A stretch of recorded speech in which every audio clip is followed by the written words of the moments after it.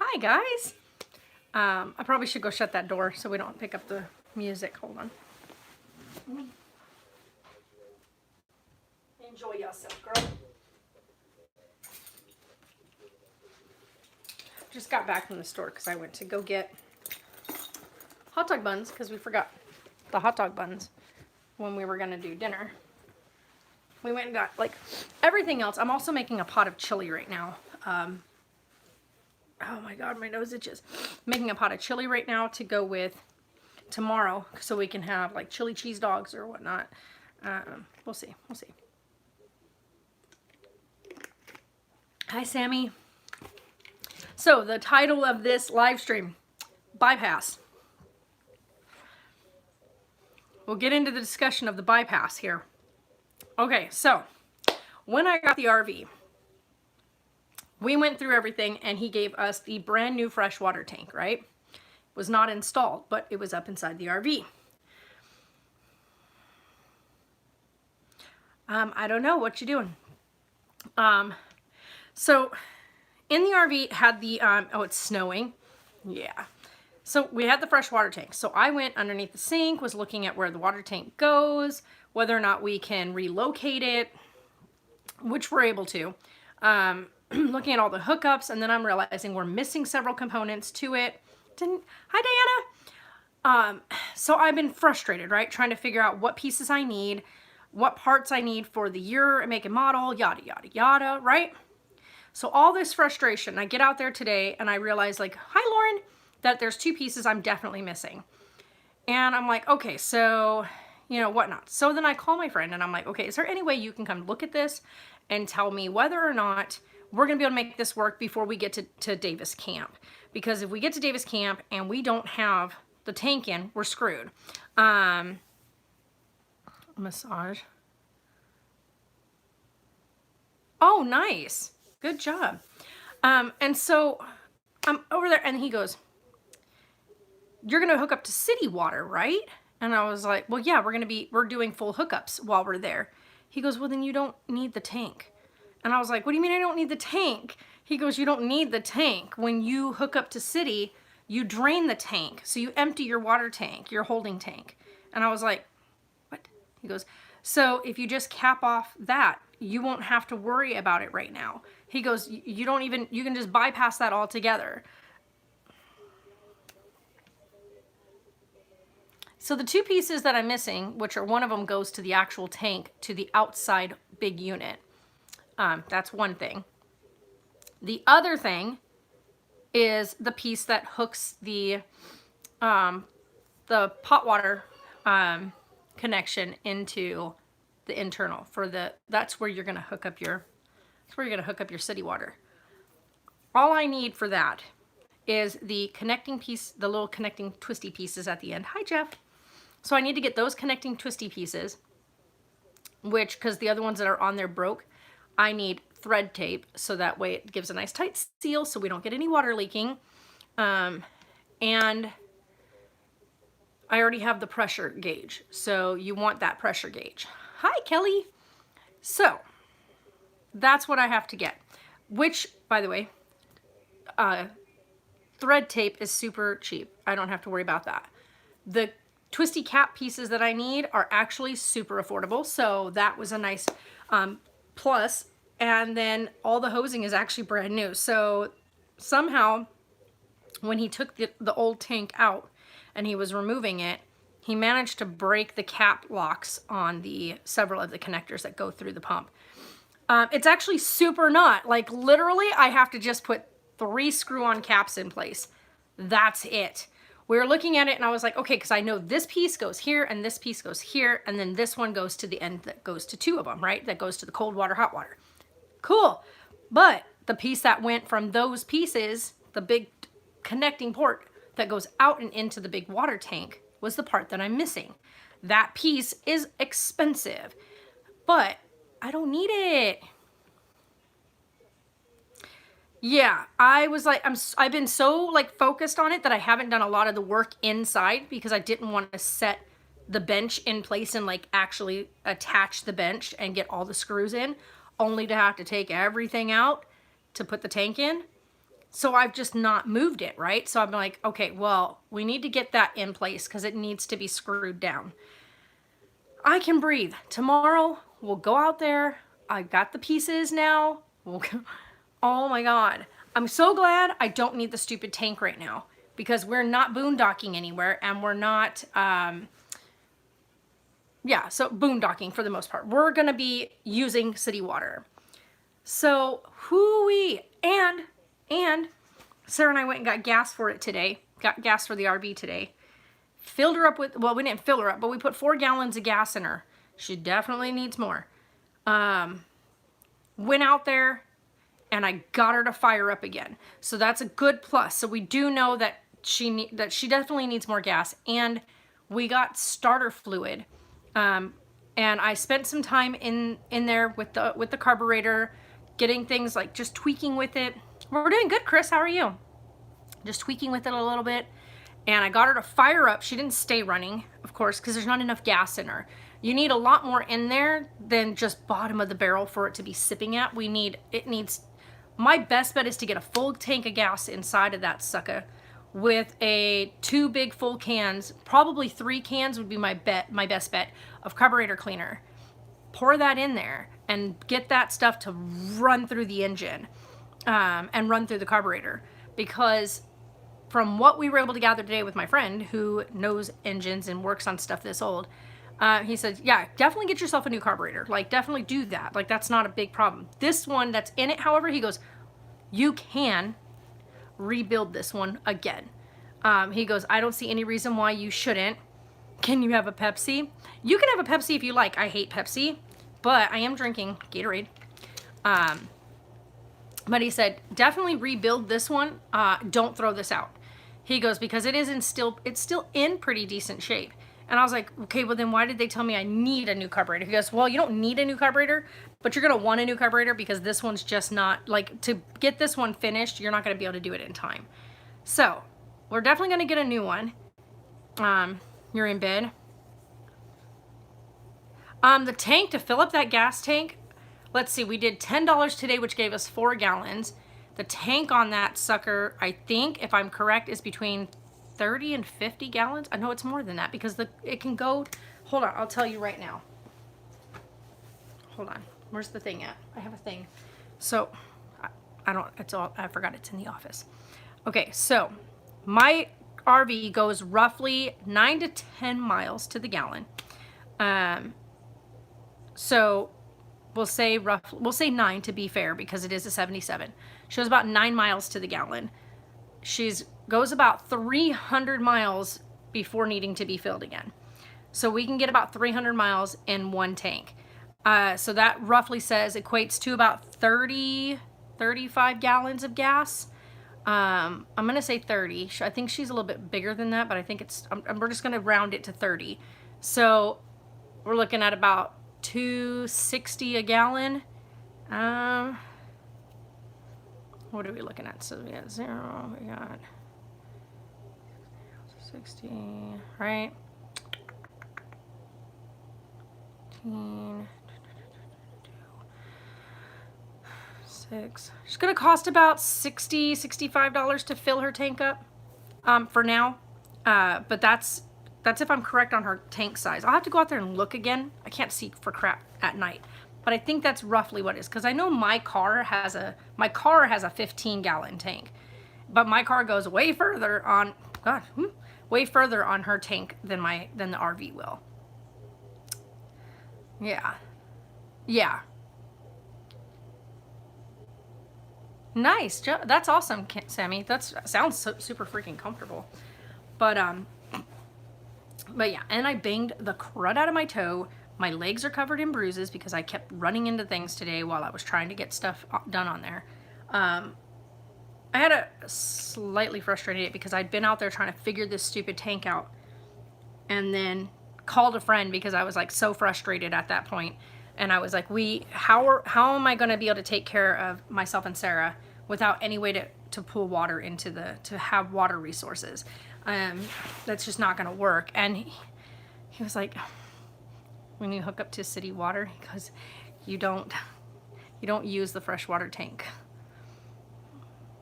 Yeah, I've got bruises all over me, like, and some pretty nice ones too. I'm not gonna show you because I haven't shaved my legs in probably 2 months. That's so gross. I'm sorry, guys, but I ain't got nobody to impress, so I haven't shaved my legs. I've got other important things going on. So my legs are like my last concern. I do shave my underarms still because, but my legs I usually wear pants, so I'm not worried about it. But on an RV, do you need to do oil change? Yes, because you're running it. Literally it's a GMC. My RV is a 1977 GMC. So it is a regular big truck engine, right? Like it's a big beefy truck engine. With the carburetor and all the intakes, stuff like that. So it's a regular engine. So yes, you have to do oil changes. She's already had her oil changed very, very recently because, of course, we dumped everything because she'd been sitting so long. All right, go to bed. We'll talk to you later, Sammy. Have a good night. But yeah, so I was like, oh my God, I feel so stupid. I have been so stressed over this damn tank that I could have been doing other stuff. So the good thing is tomorrow, knowing now that I don't need to worry about that, is that we can do the vacuum cleanup underneath where we've made an absolute mess and get that cleared out, get the flooring piece put down in there, and then we can go ahead and put the bypass piece in because some reason that was taken out. Don't know why, but it was taken out. So we're going to put that back in place. Once that's back in place, then you pretty much bypass the tank altogether. So for now, what we're doing, because we don't have the tank, like we have the tank, but we don't have the tank piece, we are not putting the tank in the RV at all. Because right now down the road, I will get the RV tank put in. Because our goal is, or my goal is, to have a composting toilet instead.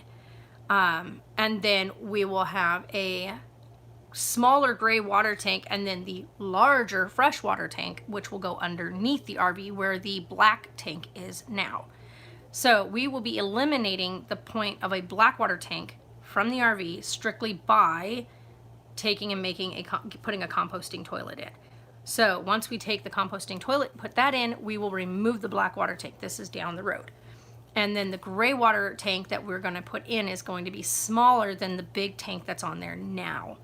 And that tank is specifically for shower water and sink water for when you're washing dishes or whatever. So that'll go there. Will be eliminated for a black water tank because I will not need it because I'll be composting. So then our freshwater tank can be updated to like a 50-gallon tank, which will allow me a lot more fresh water when I'm out, so less that I have to come back in when I decide to boondock, which is kind of what my goal is. But yeah, so I'm happy at this point that I can officially say I don't need the tank inside the RV. So we're bypassing that completely. We're going to actually take the other extra piece out tomorrow and just put the extension piece through that's supposed to come from the tank up. We're going to get rid of that piece completely, which will allow us not to worry about the tank right there for now. That piece will get stored away for when we put the big tank in. We'll need that piece again for when it comes time to fill up the new tank that's going to go in. But talk about frustrating to sit here and do this and go through all this headache and then realize right now, as of this moment right now, we do not need the tank unless we are going to boondock or unless we're going to do camping, free camping, like without being hooked up to city.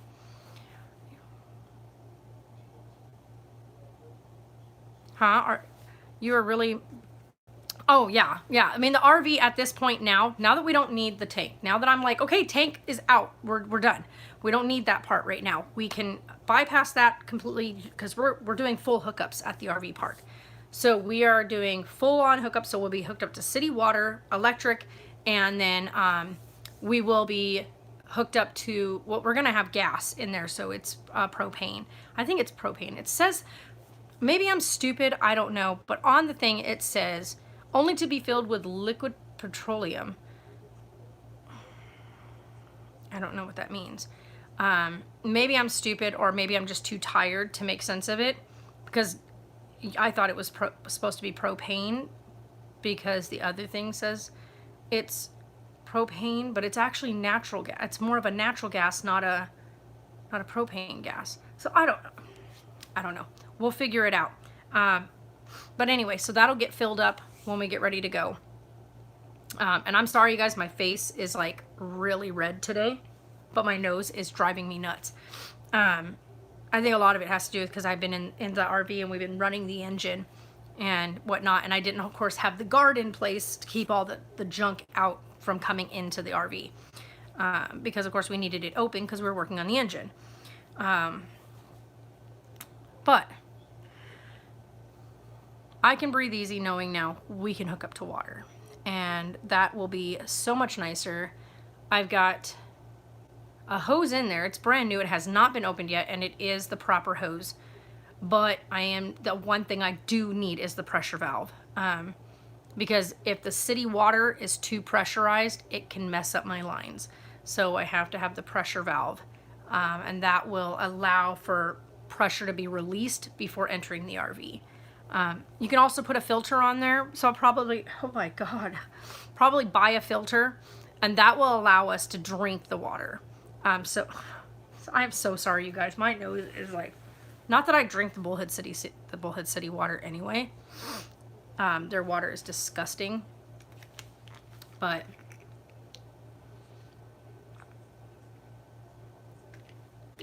so tomorrow is literally the lines that we need to hook up being the operative word here, should only take about 15-20 minutes to get all the pieces screwed in, locked into place, and then we're gonna run a test, like a test run on it. I've got everything else, and like I said, we're gonna go grab the valve tomorrow. We'll get the filter afterwards, but right now we're just gonna hook straight up to my water line, which is city water, hook up to that, to the RV using my hose piece that we bought.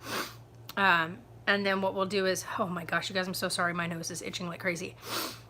Hook that up to the RV and run our test run through the line to make sure that everything is good to go, that there isn't any water leaks anywhere, that there isn't a cracked hose somewhere. All right, have a good night, Kelly. And you're awesome. You are awesome. So yeah, once we do the test run of everything, then once that's finished, I'm just gonna close that cabinet. And I'm gonna be like, okay, we're gonna call it a day. And then I'm gonna finish painting.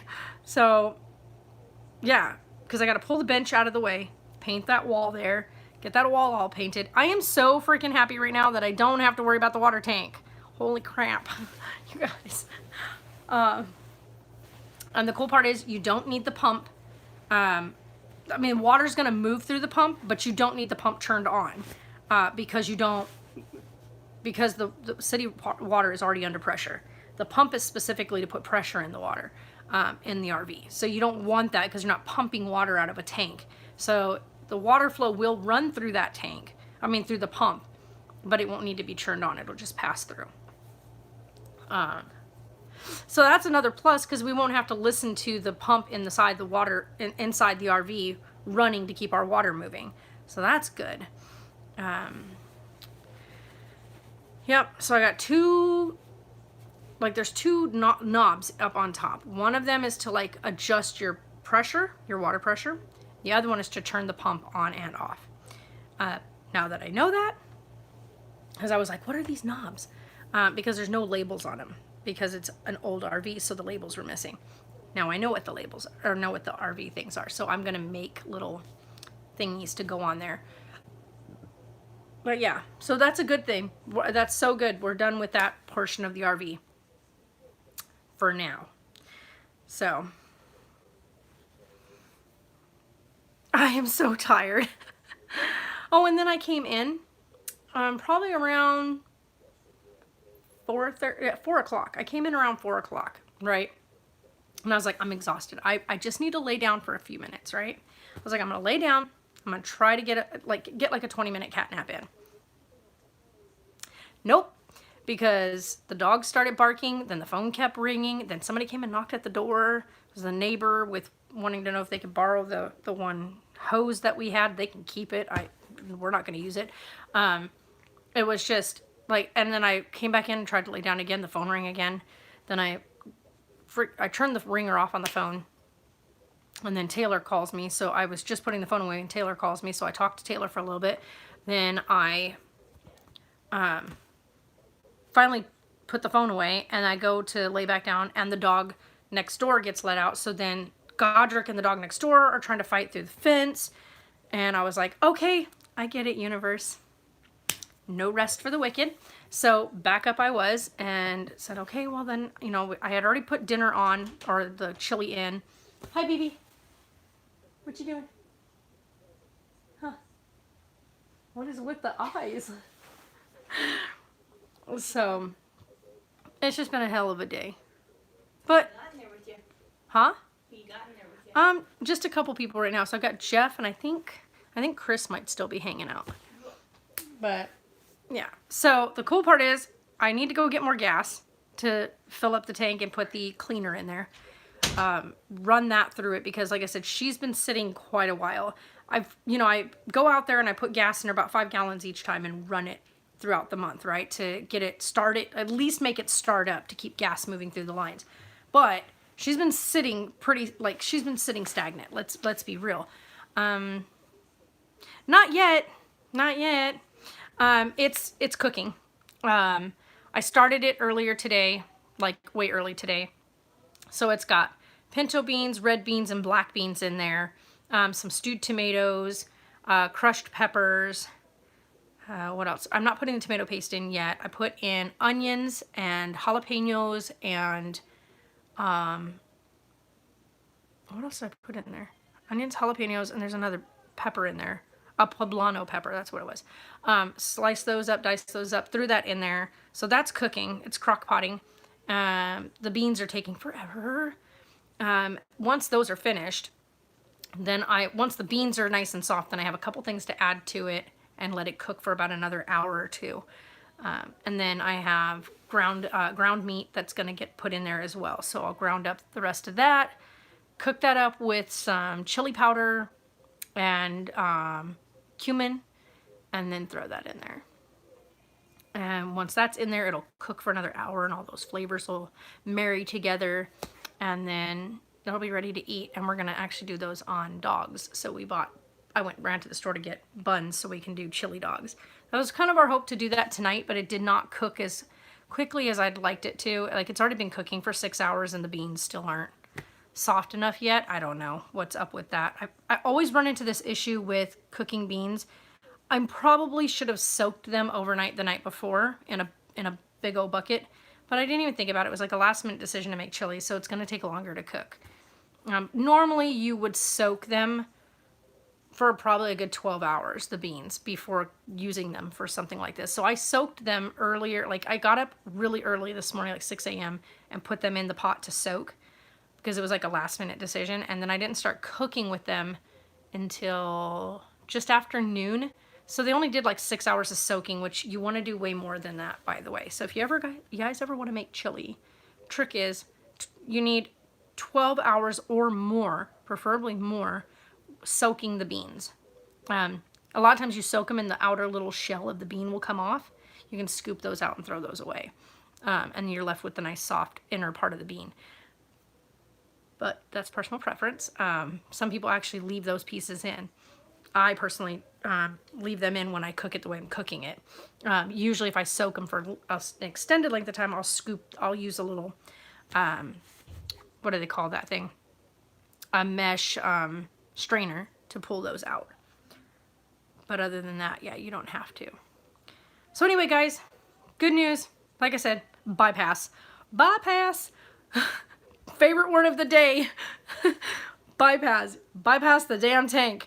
I felt really stupid about it afterwards. And he was like, don't feel stupid. You're brand new to this. This is new for you. Most people wouldn't even know that when, like, some people that RV don't realize that, and they hook up to the city water at the campsite and they forget to turn off or turn the bypass valve. There's a bypass valve, by the way, the bypass valve on to bypass their freshwater tank, and it will start to fill up their freshwater tank. Then the freshwater tank has an overflow valve. Next thing you know, your entire area of your campsite is soaking wet because it's pouring water out that valve, the overflow valve. So the good part is you can shut that off to not fill up your tank. So as long as you don't have a tank, if you don't have a tank there and you have that thing closed off, you don't have to worry about it filling up a tank. I'm happy about this. Very happy about this. Because this had me super concerned for a while. So the good part is I can fully bypass it right for now and not worry about the tank. I'm so freaking happy, you guys. I may not look it because I'm super exhausted. But, so that's that. If anybody has any other great ideas for the RV, leave them down below. We are, we're in that last stretch. All I've got left now is get the paint in. Well, the primer. I'm going to stop saying paint because it's not the paint yet. It's just the primer. Get everything finished being primered. Peel the tapes off. That way she looks presentable. For now, she's white primered inside. Everything is white primered inside. So it looks a bit blinding in there.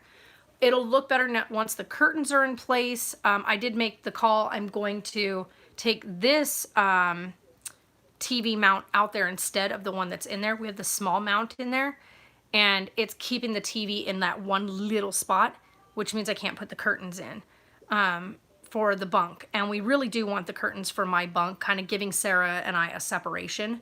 Because sometimes you just need that, right? Sometimes you just need a little bit piece of separation. So that is important. So we're going to put this other mount in there, which will allow the TV to swing a bit further away, and it'll also allow me to, when we're traveling, push it against the thing and use a bungee. Where it's at right now, I can't even get a bungee in place. But if I have the TV swivel out further, I can use the bungee on that one. There's a rod that's in place there that it can be hooked to prevent the TV from wobbling or whatever. So that's what we're going to do. Which means I just got to drill a new hole because, you know, that. But other than that, you guys, so that's going to go get put in there tomorrow. And paint. So for right now, paint needs to go in, curtains need to go up, and then we can start moving stuff in. I told Sarah I would like to by this end of this week. Tomorrow's Wednesday, right? So by Thursday, I would like to just put what we're going to be putting in the RV. So I want the paint done, I want the curtains installed, and I want to get our bedding put on there. So each of our things that we're going to be like our bedding in, get Sarah's bed put in, get it all decorated inside, get all of our dishes in there that we're going to put in there. Like everything that needs to go in the RV needs to go in the RV this week. So that we can do the yard sale at the end of the week, this weekend. We can do the last bit of stuff that needs to go to storage and everything the week after. So that way we are going to jump on top of it. Then we can also do a couple more rough stays overnight in the RV. Now that we know we can hook up the power here, we are able to use that. So we'll hook up power again, get everything going, get like the foods in the refrigerator. We're going to try to get the water hooked up so we can actually test out using the bathroom and stuff at night without having to come into the house. The only thing right now that we cannot fire up over here is the heater. Because, and I understand why, you can't fire that up here in a residential area, not allowed. So that has to wait till we're actually at an RV park, then we can fire up the heater. It's an old Coleman gas heater, so I don't see any reason why we'd have any issues with it. It runs great, so we should be fine. But we have to be away from this area. And then I was able to figure out, because I was concerned where the heating vents they come out right where the dogs are at. So I was a little bit wigged out about like having the dogs there in that area, and found it's fine. We'll be fine. So the dogs will be at the opposite end of it. And then I went and got vent covers So there's like little vent things and it'll blow it at the ground, which will allow it, because as everybody knows, heat rises and the heating vents are floor level on this thing. So we'll be, and it's natural gas? I don't remember. I'll have to go, it says natural gas, which is like petroleum. So it's liquid petroleum that's going in there, which I'm guessing is also gasoline, but I don't know. Either way, the stove runs on gas. I have a feeling it is like natural gas, but I don't know how they figure that out. It's petroleum gas, whatever. We'll figure it out. I will talk to somebody that knows what that part's about. But anywho, it left me super confused when I first read it, and I was like, wait a second. And then it shows you how to turn it on and whatever else. But yeah, this will be our first real go at it. I've been watching videos after videos after videos of RV life and RV living, and it still doesn't give you too much info on like the electrical components and all that kind of stuff. Like, not everybody goes through like the getting set up at a campground type thing. It's just like living in the RV kind of stuff. But anyway, guys, you all are awesome. Thanks for letting me ramble. You know, life's next step is on its way. We are stepping forward. We're working on it. We're moving.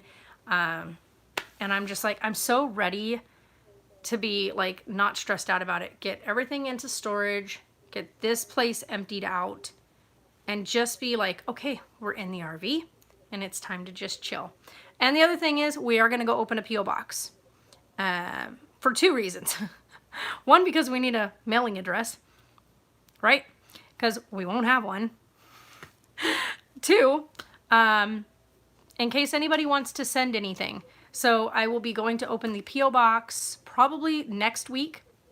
We'll get the P.O. box open, and we'll add it to the description boxes of all the videos. I'll go through and mark each video so that it has it on there.